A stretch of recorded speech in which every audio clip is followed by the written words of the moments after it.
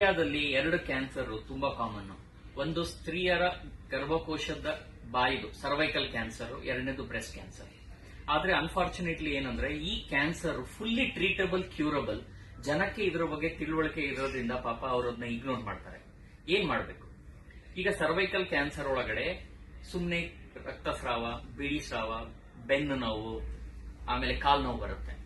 ವರ್ಷಕ್ಕೆ ಒಂದು ಸಲಿ ಯಾವುದೇ ಲೇಡಿ ನಿಮ್ಮ ನಿಯರೆಸ್ಟ್ ಹಾಸ್ಪಿಟಲ್ಗೆ ಹೋಗಿ ಒಂದು ಪ್ಯಾಪ್ಸ್ಮಿಯರ್ ಅಂತ ಟೆಸ್ಟಿಂಗ್ 3 ವರ್ಷಕ್ಕೆ ಒಂದು ಸಲಿ HPV ವೈರಸ್ ಟೆಸ್ಟಿಂಗ್ ಮಾಡಿದ್ರೆ 3 ವರ್ಷ ಮುಂಚೆ ಆದ್ಮೇಲೆ ಕ್ಯಾನ್ಸರ್ ಬರುತ್ತೋ ಇಲ್ಲೋ ಅಂತ ಇವತ್ತೇ ಗೊತ್ತಾಗುತ್ತೆ. ಎರಡನೇದು, ಮನೆಯಲ್ಲಿ ಯಾರೇ ಹೆಣ್ಮಕ್ಳು 11ರಿಂದ 12 ವರ್ಷ ಆಗ್ತಿದ್ದಂಗೆನೆ 19 ವರ್ಷದ ಒಳಗಡೆ ಒಂದೇ ಒಂದು ಡೋಸು HPV ವ್ಯಾಕ್ಸಿನ್ ತಗೊಂಡ್ರೆ 90% ಅವ್ರದ್ದು ಲೈಫ್ ಅಲ್ಲಿ ಗರ್ಭಕೋಶದ ಕ್ಯಾನ್ಸರ್ ಬರದೇ ಇರಂಗಿದೆ. ಸೊ ಈಗ ನಾವೇನ್ ಮಾಡ್ತೀವಿ, ನಮ್ಮ ಫ್ಯಾಮಿಲಿಯಲ್ಲಿ ಅವ್ರ ಬರ್ಡೇ ಗೆದ್ದಾಗ ಯಾವ್ದಾದೋ ಗಿಫ್ಟ್